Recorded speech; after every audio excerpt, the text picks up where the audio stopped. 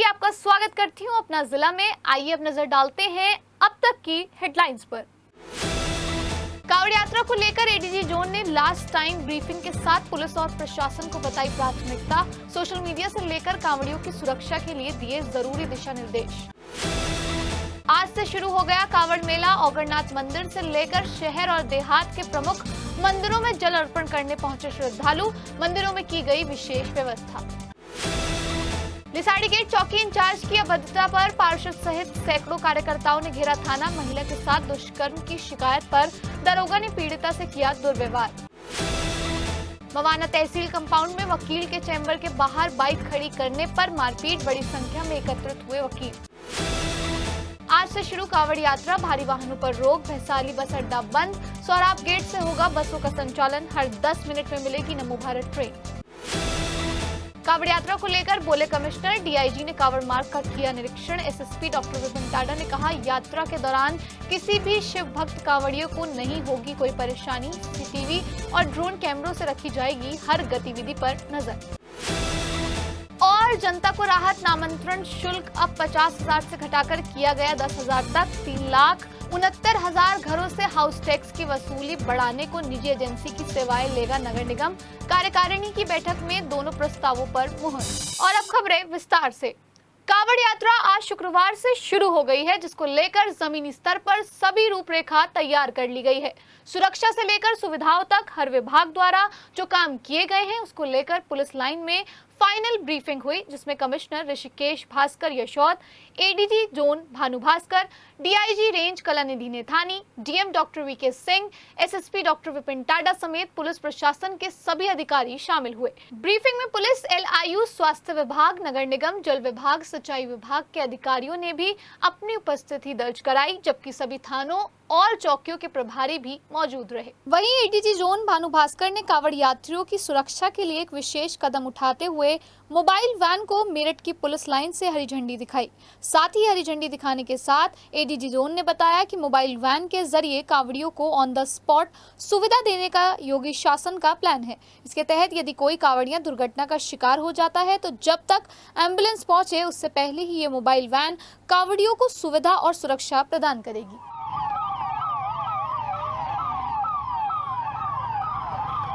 कांवड़ यात्रा 2025 कुछ विशेष है, क्योंकि कांवड़ियों की पवित्रता और भक्ति किसी तरह से भी भंग और दूषित ना हो, इसके लिए पुलिस और प्रशासन का आदेश होटल और ढाबों के संचालक पूरा करने के लिए खुद ही मैदान में उतर पड़े हैं। और कांवड़ यात्रा के मार्ग में सभी मंदिरालय ने अपनी दुकानों को पर्दे और तिरपालों से कवर कर लिया है। पुलिस और प्रशासन के आदेशों को पालन करते हुए दर्जनों होटल और ढाबा संचालकों ने न केवल अपना नाम, पता और आइडेंटिटी को दर्शाते हुए नेम प्लेट लगाई है, बल्कि होटलों और ढाबों में बनने वाली फूड आइटम की लिस्ट भी चस्पा की है। और साथ ही कुछ ढाबा संचालकों ने अपने ढाबों पर लहसुन और प्याज के बिना खाना बनाने की बात भी लिखी है। ज्यादातर ढाबा संचालकों के बारकोड भी ढाबों पर लगे हुए मिले हैं।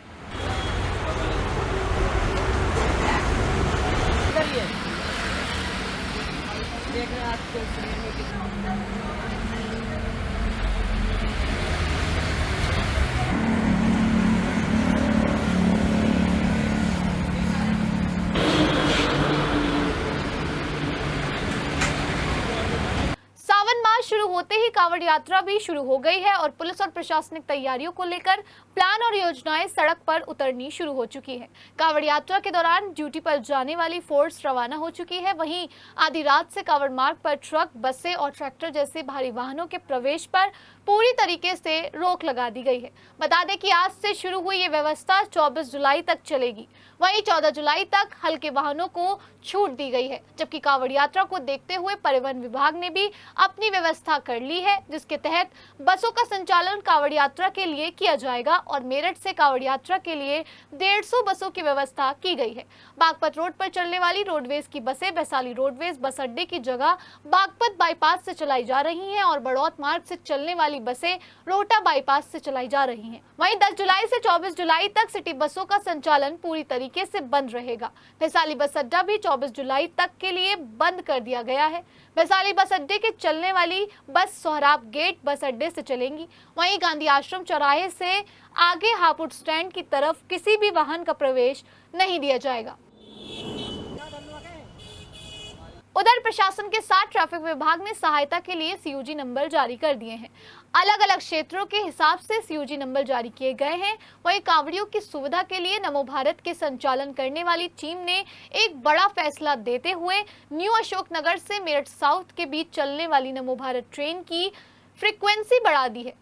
अभी तक 15 मिनट के अंतराल पर ट्रेनें मिलती थी, लेकिन शुक्रवार से सुबह 8 से 11 बजे तक और शाम को 5 बजे से लेकर 8 बजे तक नमो भारत की फ्रीक्वेंसी बढ़ाते हुए नमो भारत ट्रेन हर 10 मिनट बाद उपलब्ध रहेगी। वहीं एनसीआरटीसी का कहना है कि भारी वाहनों के प्रवेश पर पाबंदी के बाद सड़कों पर ट्रैफिक का दबाव कम करने के लिए ये व्यवस्था की गई है। साथ ही साथ नमो भारत और मेट्रो ट्रेन का कार्य चलता रहे, इसके भी विशेष तैयारी है। कांवड़ यात्रा शुरू होने से पहले दौराला पल्लवपुरम और कंकड़खेड़ा हाईवे के दोनों तरफ टूटे हुए नालों की मरम्मत के अलावा खुले हुए नालों को ढकने का काम नगर निगम विभाग द्वारा कराया जा रहा है, ताकि कांवड़ यात्रा के दौरान किसी भी कांवड़िए को किसी प्रकार की परेशानियों का सामना न करना पड़े। सावन माह के शुरू होते ही शहर से लेकर देहात तक सभी मंदिरों में सुबह से ही शिव भक्तों की भारी भीड़ उमड़ पड़ी। वहीं कैंट स्थित ओगरनाथ मंदिर में भी सुबह 4 बजे से भक्तों का तांता लगा रहा और बाबा ओगरनाथ दानी के दरबार में शिव भक्त हर हर महादेव और बोल बम बम के जय घोष करते हुए दिखाई दिए। इस दौरान शिव भक्तों के हाथ में जल का लोटा, धतूरा और बेलपात्र के साथ मन में भगवान शिव के दर्शन की कामना दिखाई दी। इस दौरान चारों तरफ शिव की आस्था और श्रद्धा का सैलाब उमड़ रहा था। वहीं भक्तों की भारी भीड़ को देखते हुए मंदिर समिति की तरफ से भी विशेष तैयारियां की गई थी। गुरुवार को commissioner Rishikesh Bhaskar Yashor, DIG Kalanidhi Naithani, SP traffic Raghvendra Singh, SP देहात राकेश कुमार, सीओ सदर देहात शिव प्रताप सिंह आदि ने गंगनहर पटरी कावड़ मार्ग का निरीक्षण किया और जरूरी दिशा निर्देश दिए। इस दौरान अधिकारियों ने पोट नहर और भोला झाल पर साफ सफाई के निर्देश दिए। निरीक्षण के दौरान कमिश्नर ने नाराजगी जाहिर करते हुए कहा कि कावड़ यात्रा के दौरान कहीं भी गंदगी और कूड़े के ढेर को इकट्ठा ना होने दें, ताकि शिव भक्तों को किसी प्रकार की परेशानी का सामना ना करना पड़े। डीआईजी ने पुलिस अधिकारियों से हर गतिविधि पर नजर बनाए रखने के निर्देश दिए। वहीं कांवड़ यात्रा के मद्देनजर पुलिस प्रशासन पूरी तरह से मुस्तैद है। मेरठ से शिव भक्त कांवड़िए गुजरने शुरू हो गए हैं, जिसके चलते पुलिस ने सुरक्षा संबंधी सभी व्यवस्था पूरी कर ली है। वहीं कांवड़ यात्रा को लेकर एसएसपी विपिन टाडा ने बताया कि सुरक्षा के मद्देनजर करीब 1400 सीसीटीवी लगाए गए हैं, जिनसे चप्पे चप्पे पर नजर रखी जा रही है। इसके अलावा ड्रोन कैमरों की भी व्यवस्था की गई है। एसएसपी ने बताया कि आईपी कैमरे भी लगाए गए हैं, जबकि सभी संवेदनशील और अति संवेदनशील इलाकों में भी विशेष तौर से आईपी और ड्रोन कैमरों से नजर रखी जाएगी। खासतौर से किसी भी शिव भक्त कांवड़ियों को किसी तरह की कोई परेशानी ना हो, उसके भी विशेष इंतजाम किए गए हैं। कल से जो कांवड़ यात्रा श्रावण मास की शुरू हो रही है, इसमें अभी से ही कांवड़ियां मार्गों पर आने शुरू हो गए हैं और पुलिस मुस्तैद है सड़कों पर। इसमें हमने नज़र रखने के लिए यात्रा पर ज़िले में 1400 से ज़्यादा सीसीटीवी कैमरे चिन्हित कर 10 कंट्रोल रूम स्थापित किए हैं। इसमें आईपी बेस्ड कैमरास भी लगाए गए हैं, जिनमें कि नाइट विज़न की सुविधा उपलब्ध है। प्रमुख चौराहों पर, एंट्रीज पर, एग्जिट्स पर, सेंसिटिव जो क्षेत्र हैं वहाँ पर ये सभी कैमरा लगे हैं और जो प्रमुख थाना क्षेत्र हैं और प्रमुख अधिकारियों के यहाँ पर इनके कंट्रोल रूम स्थापित किए गए हैं। इसमें हमने करीब 23 ड्रोन भी डिप्लॉय किए हैं इस बार, जो कि प्रमुख स्थानों पर लगातार निगरानी बनाए रखेंगे। साथ ही साथ इसमें आर्टिफिशियल इंटेलिजेंस का भी इस्तेमाल किया जाएगा, जिससे कि भीड़ का असेसमेंट करने में और लोगों को चिन्हित करने में इसमें मदद मिलेगी। सोशल मीडिया पर नज़र रखने के लिए पुलिस ने ऑलरेडी अपनी सोशल मीडिया सेल को एक्टिवेट कर रखा है। साथ ही हमने अपने जो डिजिटल वॉलंटियर्स बने हैं, करीब 10,000 से ज़्यादा डिजिटल वॉलंटियर्स जनपद मेरठ में हैं, उनको एक्टिवेट किया है। हमारे कांस्टेबल्स की और जो सब इंस्पेक्टर्स हैं उनकी वीसी के माध्यम से और 1-to-1 ब्रीफिंग की गई है। उनकी प्रोफाइल पर नज़र रखें, विशेषकर कि जो सोशल मीडिया इन्फ्लुएंसर्स या ब्लॉगर्स हैं उन पर नज़र रखी जा रही है। जो प्रमुख ब्लॉगर्स हैं जो कांवड़ यात्रा को कवर करते हैं, उनसे थाना प्रभारी और अधिकारी भी बुलाकर मिल रहे हैं और उनको आवश्यक दिशा निर्देश दिए जा रहे हैं। ये सारे उपाय किए गए हैं जो भी आवश्यक है। हमारे इंटेलिजेंस की टीमें भी क्षेत्रों में लगेंगी और सभी लोगों को लगाया गया है। कांवड़ यात्रा ऑलरेडी जो कांवड़ है उसके लिए बहुत कठिन होती है कांवड़िए के लिए, तो सभी लोग प्रयास करें कि जितनी सुगम उनकी यात्रा हो पाए उतना सुगम बनाने का प्रयास करें।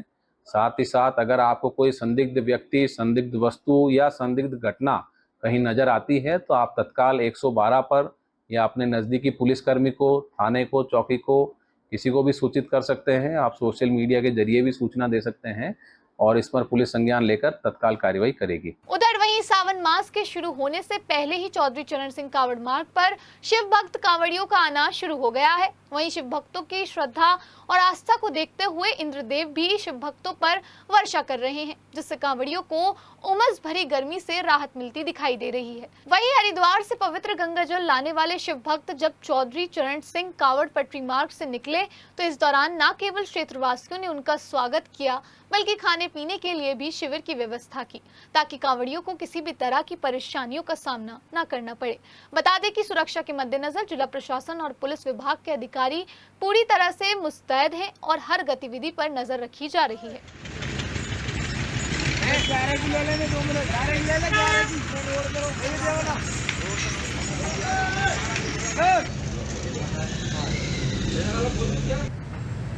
वहीं कांवड़ यात्रा शुरू होने से पहले ही NH-58 पर बनी सभी शराब की दुकानों को पन्नी और तिरपाल से पूरी तरह ढक दिया गया है, ताकि हरिद्वार से जल लेकर आने वाले कांवड़ियों को कोई दिक्कत या परेशानी ना हो। इस दौरान प्रशासनिक अधिकारियों ने कांवड़ मार्ग का निरीक्षण किया और पुलिसकर्मियों को उचित दिशा निर्देश भी दिए।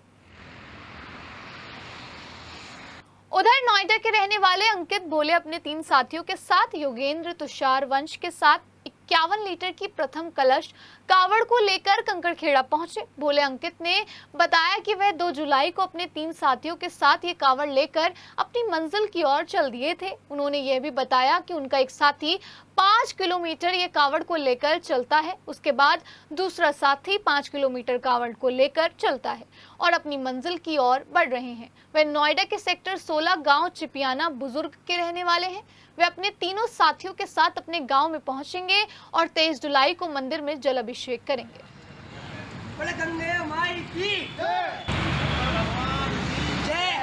वहीं दिल्ली के बुराड़ी का रहने वाला यीशु भोला हरिद्वार से पवित्र 51 लीटर गंगा जल लेकर शुक्रवार को कंकड़खेड़ा बाईपास पहुंचा।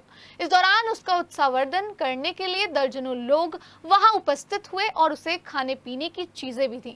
इस दौरान यीशु ने बताया कि वह हरिद्वार से अकेले ही 51 लीटर की कावड़ लेकर दिल्ली जा रहा है, लेकिन मूल रूप से वह मेरठ के मवाना क्षेत्र का रहने वाला है, लेकिन हाल ही में वह दिल्ली में रहने लगे हैं। लिसाड़ी गेट थाना क्षेत्र में पार्षद के ड्राइवर की पत्नी से गैंगरेप करने का मामला सामने आया है। बताया जा रहा है कि पति से झगड़े के बाद पत्नी घर से निकली थी। रास्ते में 3 युवक लिफ्ट देने के बहाने से उसे कमरे में ले गए और यहां बंधक बना लिया। इसके बाद तीनों ने वारदात को अंजाम दिया। इसके बाद रेलवे हॉल्ट के पास छोड़कर भाग गए और जाते हुए धमकी दी कि अगर किसी से कुछ बताया तो जान से मार देंगे। इसके बाद वो किसी तरह रोते हुए घर पहुंची और पति को पूरी बात बताई। इस बात को सुनने के बाद पति पार्षद के पास गया। इसके बाद पार्षद कार्यकर्ताओं को लेकर चौकी पहुंचे। आरोप है कि इस दौरान पुलिस ने रिपोर्ट दर्ज नहीं की, जिससे गुस्साए कार्यकर्ताओं ने चौकी इंचार्ज के खिलाफ जमकर हंगामा किया, जिसके बाद पुलिस अधिकारियों ने चौकी इंचार्ज पर कार्रवाई का आश्वासन दिया, जिसके बाद कार्यकर्ता शांत हुए। एक राशिद नाम का जो हमारा कार्यकर्ता है, हमारे स्थानीय पार्षद हैं अरुण मछली जी मेरे साथ खड़े हैं। इनसे मेरी बात हुई तो पता चला कि कोई राशिद नाम के व्यक्ति, हमारा भाजपा कार्यकर्ता, उसकी पत्नी के साथ गैंग रेप की घटना हुई है। और उसके बाद जब पुलिस को, प्रशासन को सूचना दी गई तो पुलिस द्वारा जो चौकी इंचार्ज थे उनके द्वारा सहयोग न करके और उनसे बदतमीजी करी गई, जिसके लिए हम यहाँ बात करने आए। तो यहाँ हमें पता चला कि सारी घटना जो महिला है वो ऑन द स्पॉट लेकर भी गई, जिस स्थान पर उसने घटना बताई कि ऐसा हुआ है, और सब जगह उन्होंने दिखाया, सीसीटीवी कैमरे यहाँ लग रहे हैं, आप मेरा देख सकते हैं फुटेज भी, क्योंकि वहाँ पर सब कुछ अवेलेबल था। परंतु पीड़ित के साथ ऐसा सब बताया जा रहा है कि और ज़्यादा बदतमीजी करी गई कि तुम झूठ बोल रहे हो इस तरीके से। और जब उन पर बात करी गई तो कृष्ण कुमार जी ने उल्टा गलत लहजे में बात करते हुए कुछ अपशब्द भाजपा कार्यकर्ताओं के लिए बोले, जो हमें बिल्कुल संतोष नहीं है, जिसके लिए हम यहाँ पर आए और हमने उनसे बात करी कि आपने इस तरीके से एक पीड़ित का तो साथ दिया ही नहीं, और जो उसके लिए पैरवी कर रहा है, माननीय मुख्यमंत्री योगी आदित्यनाथ जी के द्वारा जो एक संदेश दिया जाता है, जो हम महिला सुरक्षा की तरफ चल रहे हैं, उसका तो उल्लंघन आप कर ही रहे हैं, साथ साथ भाजपा कार्यकर्ताओं को भी आप डिमोरलाइज कर रहे हैं। मवाना में तहसील कंपाउंड में वकील के चैम्बर के बाहर टाइपिस्ट के द्वारा बाइक खड़ी करने को लेकर आपसी टकराव और कहासुनी के बाद मारपीट हो गई। बताया जा रहा है कि मवाना तहसील के अंदर जगबीर एडवोकेट का चैम्बर है, वहीं पड़ोस के एक वकील के चैम्बर के बाहर टाइपिंग का कार्य करने वाले नवनीत नामक एक युवक द्वारा शुक्रवार को जगबीर वकील के चैम्बर के बाहर अपनी बाइक खड़ी कर दी गई थी, जिस पर मना करने के बाद नवनीत और जगबीर वकील के मुंशी की कहासुनी के बाद मारपीट हो गई, जिस पर बड़ी संख्या में वकील इकट्ठा हो गए और वकीलों ने समझा बुझाकर झगड़ा रहे लोगों को शांत कराया। इसके बाद थाने से पहुंची फैंटम ने दोनों पक्षों से पूछताछ की और झगड़ा नहीं करने की चेतावनी दी। कंकड़खेड़ा थाना क्षेत्र के गांव बटजेवरा में गुरुवार देर रात कल्लू की दो बेटियों की बारात बल्लभगढ़ से आई हुई थी। बारात की चढ़त के दौरान पुरानी रंजिश के चलते गांव के दो पक्षों में मारपीट हो गई। इस दौरान दोनों पक्षों में जमकर लाठी डंडे चले। इस मारपीट के बाद 3 लोग गंभीर रूप से घायल हो गए। वहीं घटना की सूचना मिलते ही मौके पर पहुंची पुलिस ने दोनों पक्षों के 4 लोगों को हिरासत में ले लिया। इस दौरान जसवंत ने बताया कि वह बारात देखने के लिए खड़ा हुआ था। आरोप है कि इस दौरान दूसरे पक्ष अंशु, विपिन और उनके पिता ने उस पर हमला कर दिया, जिसमें वह गंभीर रूप से घायल हो गया। शुक्रवार को सरदना दौराला मार्ग पर गांव मछरी के सामने से जा रहे बाइक सवार को पीछे से तेज गति से आ रहे डंपर ने जोरदार टक्कर मार दी। इस दौरान गांव मछरी के रहने वाले बाइक सवार रंजित की मौके पर ही मौत हो गई, जबकि मौका पाकर डंपर चालक डंपर छोड़कर फरार हो गया। वहीं एक्सीडेंट की सूचना पर पहुंची टोल एम्बुलेंस और पुलिस ने मृतक रंजीत के शव को मोर्चरी के लिए भिजवाया। इस रंजीत की मौत के बाद परिजनों में कोहराम मच गया। इस घटना के बाद पुलिस डंपर चालक की तलाश कर रही है। भावनपुर थाना क्षेत्र के गांव औरंगाबाद निवासी इरशाद ने सोशल मीडिया पर वीडियो बनाते हुए देश के प्रधानमंत्री और सूबे के मुख्यमंत्री के विरुद्ध अपशब्दों का प्रयोग करते हुए धमकी दी है। वीडियो में आरोपी इरशाद ने गाली गलौज करते हुए धमकी भरे अंदाज में कहा कि दोनों सुन लो, अपने लोगों को कलमा पढ़वा लो, नहीं तो मैं भी पूरा जिद्दी हूँ। डर जाओ मेरे से, समझ रहे हो, थोड़ा कहना ज्यादा समझना, इतना भतेरा है। वीडियो के वायरल होते ही थाना पुलिस में हड़कंप मच गया। वहीं इस संबंध में गांव के ही मेनपाल चौहान, रवि चौहान, मोंटी चौहान, विकास चौहान, वहीं इस मामले में गांव के कुछ लोग थाना पहुंचे और इरशाद को नामजद करते हुए प्रधानमंत्री और मुख्यमंत्री के विरुद्ध अपशब्दों का प्रयोग करने का वीडियो वायरल होने की जानकारी देते हुए तहरीर दी। इस संबंध में सीओ सदर देहात शिव प्रताप सिंह ने बताया कि आरोपी के विरुद्ध मुकदमा दर्ज करते हुए कार्यवाही की जा रही है। मेरठ नगर निगम कार्यकारिणी बैठक में 2 महत्वपूर्ण प्रस्तावों पर मुहर लग गई है। नामांतरण शुल्क 50,000 से घटाकर 10,000 रुपए कर लिया गया है और ये फैसला जनता को राहत देने वाला है। वहीं 3,69,575 घरों से हाउस टैक्स वसूली करने को नगर निगम निजी एजेंसी हायर करेगा। ये एजेंसी सभी घरों के स्वीकार फॉर्म भरवाएगी और हर घर तक हाउस टैक्स का बिल भी पहुंचाएगी। नगर निगम को करीब 200 करोड़ हाउस टैक्स की वसूली का लक्ष्य मिला है। महापौर हरिकांत अहलूवालिया की अध्यक्षता में सीसीएसयू में हुई इस महत्वपूर्ण बैठक में जलभराव, सफाई, बंद और दिन में जलने वाली स्ट्रीट लाइट का मसला भी कार्यकारिणी सदस्यों ने उठाया है। कार्यकारिणी सदस्यों ने मेरठ नगर निगम के कुछ बाबुओं और अफसरों पर उत्पीड़न का आरोप लगाया, जिस पर नगर आयुक्त सौरभ गंगवार ने साफ कहा कि पुख्ता सबूत लेकर आइए, मैं इसे अफसर और कर्मचारी के खिलाफ FIR करा दूंगा। महापौर हरिकांत अहलूवालिया ने कहा कि हाउस टैक्स की कमी वसूली से शासन से कम ग्रांट मिली, लेकिन इस बार वसूली बढ़ाकर हम शासन में विकास के लिए ज्यादा ग्रांट लाएंगे और जनता का उत्पीड़न नहीं होने देंगे। नगर आयुक्त सौरभ गंगवार ने कहा कि जल्द निजी एजेंसी को जेम पोर्टल से फाइनल करके हाउस टैक्स की वसूली पर युद्ध स्तर पर काम होगा। इस बैठक में कार्यकारिणी सदस्य कीर्ति घोपला ने कहा कि उनके गांव में 20% भवनों पर हाउस टैक्स है, बाकी सभी पर भी लगाओ, तो सभी ने उनकी पीठ थपथपाई। हम लोगों ने विभिन्न तरीके के वहाँ पर गुरुवार को चौधरी चरण सिंह विश्वविद्यालय के नेताजी सुभाष चंद्र बोस प्रेक्षागृह में गुरु पूर्णिमा महोत्सव का भव्य आयोजन हुआ।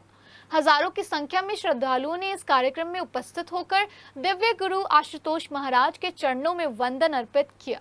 इस अवसर पर साध्वी श्वेता भारती ने दिव्य प्रवचनों के माध्यम से गुरु शिष्य संबंध की गहराई को विभिन्न उदाहरणों द्वारा रखा। उन्होंने बताया कि ये शाश्वत संबंध जहां एक शिष्य अपने गुरुदेव की आज्ञाओं को पूरा करने के लिए किसी भी हद तक जा सकता है, वहीं सद्गुरु भी अपने शिष्य पर प्रेम और आशीर्वाद बरसाने के लिए किसी भी हद तक जाते हैं। एक पूर्ण गुरु का आगमन शिष्य के जीवन में आंतरिक जागृति व आनंद का उदय लेकर जाता है। सद्गुरु ऐसे परम मित्र होते हैं जो हर परिस्थिति में सदैव अपने शिष्य का ध्यान रखते हैं। भगवान शिव ने तो गुरु गीता के माध्यम से स्पष्ट आदेश दिया कि अपने सर्व सामर्थ्य से ब्रह्मनिष्ठ गुरु की पूजा करो। यहाँ सर्व सामर्थ्य का मतलब है कि हम अपनी एक एक श्वास अपने गुरुदेव के चिंतन व सुमिरन में अर्पित करें। श्री गुरु पूर्णिमा महोत्सव का कार्यक्रम आयोजित किया जा रहा है, मनाया जा रहा है, जिसमें मेरठ क्षेत्र से जुड़े दूर दराज से श्री गुरु महाराज जी के साधक शिष्य भक्त बड़ी संख्या में आए हैं और बहुत दिव्य वातावरण है जिसके अंदर वो एक दिव्य विचारों को ग्रहण कर रहे हैं। आप इसके साथ साथ देख पा रहे हैं संस्थान की बहुत सारी आध्यात्मिक गतिविधियों के साथ साथ सामाजिक गतिविधियां भी चलती है। जैसा आप पीछे देख पा रहे हैं, संस्थान का एक प्रोजेक्ट है, प्रकल्प है संरक्षण, जिसके अंतर्गत आज के दिवस हम आप देख रहे हैं एक बड़े स्तर पर पर्यावरण के निमित्त भी एक मुहिम चलाई है। यहाँ पर बहुत सारे लोग हैं जो दूर दराज से आए हैं। हम दूर दराज से आए उन सभी लोगों तक पौधों का वितरण कर रहे हैं, निःशुल्क पौधों का वितरण है और प्रकृति का संरक्षण भी है। उधर गोरखनाथ परिवार द्वारा गुरु पूर्णिमा के अवसर पर गुरुवार को कमिश्नरी पार्क में हवन का आयोजन किया गया, जिसके बाद खीर का प्रसाद वितरित किया गया। इस दौरान गोरखनाथ परिवारों के संयोजक महेंद्रनाथ उपाध्याय ने कहा कि गुरु पूर्णिमा का पूर्व सदियों से चला आ रहा है। गुरु पूर्णिमा रूप से गुरु शिष्य परंपरा की एक बहुत बड़ी मिसाल सबके सामने आती है। उन्होंने कहा कि गुरु पूर्णिमा का पर्व भारत की आध्यात्मिक शक्ति का प्रतीक है। गुरु गोरखनाथ महाराज ने इस परंपरा को हर युग में प्रकट हुए और उनके द्वारा 9 नाथ, 12 पंथ, 84 सिद्ध, 64 योगिनी, 52 भैरव सहित बड़ी बड़ी आध्यात्मिक शक्तियां गोरखनाथ महाराज के श्री चरणों से होकर गुजरती हैं। आज गुरु पूर्णिमा है। गुरु पूर्णिमा बाबा गुरु गोरखनाथ के नाम पर पूरी दुनिया में मनाई जाती है। गुरु पूर्णिमा का पर्व, ये गुरु पूर्णिमा हम यहाँ काफ़ी समय तक करते आ रहे हैं। आज भी हम सभी के लिए प्रार्थना करते हैं, सब जनमानस के लिए, कि उनके घर में सुख शांति हो, क्योंकि बाबा गुरु गोरखनाथ की प्राचीन परंपरा है। आज तो नाथ संप्रदाय के जो साधु संत महात्मा उनको पूजा जाता है और जो गृहस्थ योगी लोग होते हैं वो भी गुरु गोरखनाथ का पूजते हैं। अपने कोई शिक्षा के क्षेत्र में सबसे ज़्यादा कार्य क्या, आध्यात्मिक जगत में काम किया है, वो बाबा गुरु गोरखनाथ ने किया है। वहीं गुरु पूर्णिमा के पावन पर्व पर बीजेपी महानगर अध्यक्ष विवेक रस्तोगी और एमएलसी अश्वनी त्यागी के नेतृत्व में बीजेपी के कार्यकर्ता कैंट स्थित ओगरनाथ शिव मंदिर पहुंचे और देवों के देव महादेव के दर्शन कर मंदिर के मुख्य पुजारी और पुरोहितों की चरण वंदना कर उनका आशीर्वाद लिया। इस मौके पर एमएलसी अश्वनी त्यागी के नेतृत्व में पहुंचे कार्यकर्ताओं ने अपने अपने गुरुओं को आशीर्वाद लिया। इस मौके पर महानगर अध्यक्ष विवेक रस्तोगी ने कहा कि भारतीय संस्कृति में गुरुओं का सबसे ऊंचा स्थान है। माता पिता के बाद गुरु ही जीवन की दशा और दिशा तय करते हैं।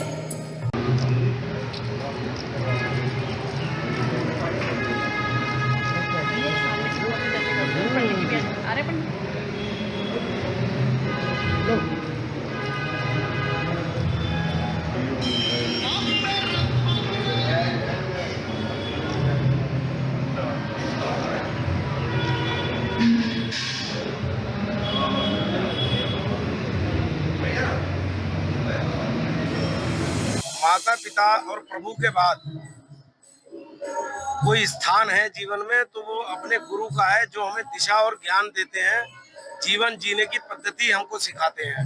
तो ऐसी गुरु पूर्णिमा पर भाजपा के कार्यकर्ताओं के द्वारा समस्त गुरुओं का, पुरोहितों का, संतों का आज पुष्पार्चन करके उनका अभिनंदन करने का कार्यक्रम रखा गया था, जिसके कारण हम सब भाजपा के कार्यकर्ता आदरणीय पूर्व प्रदेश के महामंत्री, विधान परिषद में मुख्य सचेतक सदस्य विधान परिषद आदरणीय अश्विनी त्यागी जी के नेतृत्व में हम सब लोग यहाँ आए हैं।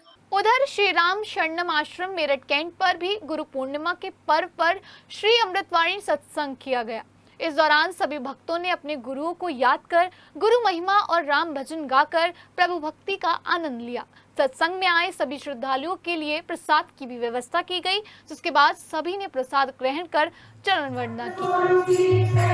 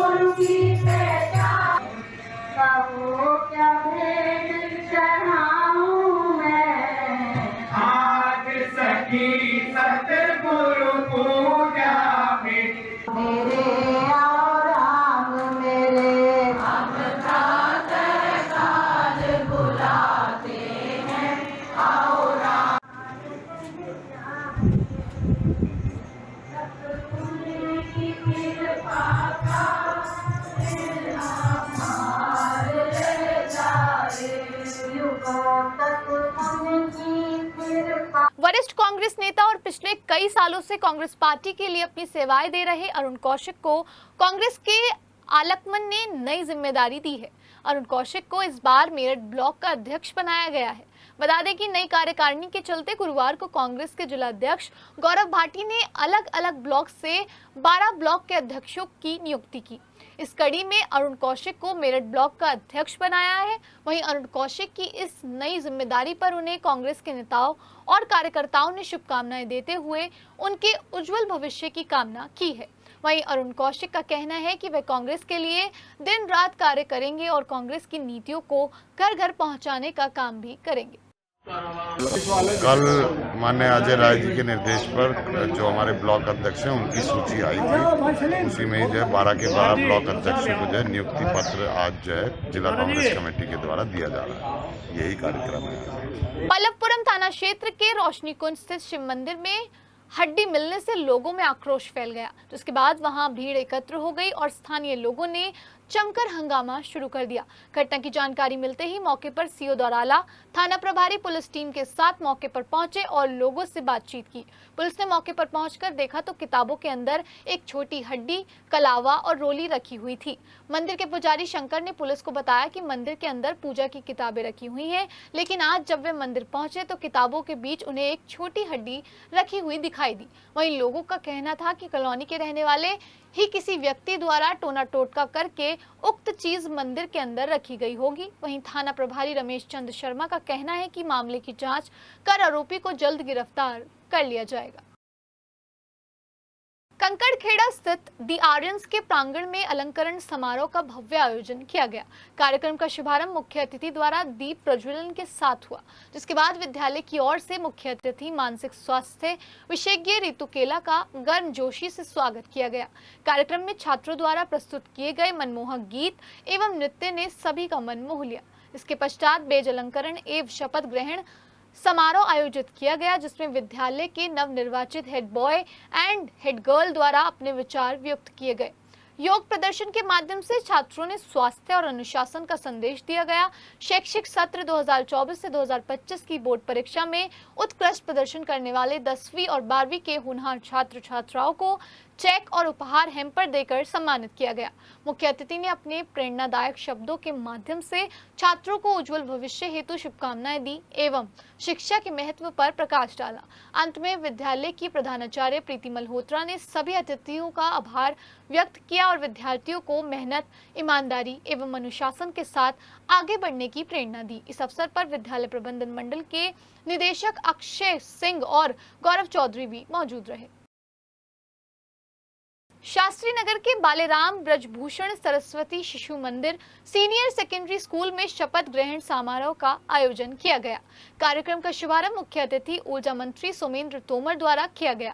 कार्यक्रम में सांसद के विभिन्न पदाधिकारियों को मुख्य अतिथि सोमेंद्र तोमर ने पद एवं गोपनीयता की शपथ दिलाई, साथ ही उन्हें ईमानदारी से कार्य करने की प्रेरणा दी। प्रधानमंत्री के पद पर साक्षात, सेनापति के पद पर हर्ष को चुना गया। वहीं कन्या भारतीय अध्यक्षता नंदिनी और उपाध्यक्ष इशिका रही। अपना जिला में फिलहाल इतना ही। हमें दीजिए इजाजत। नमस्कार।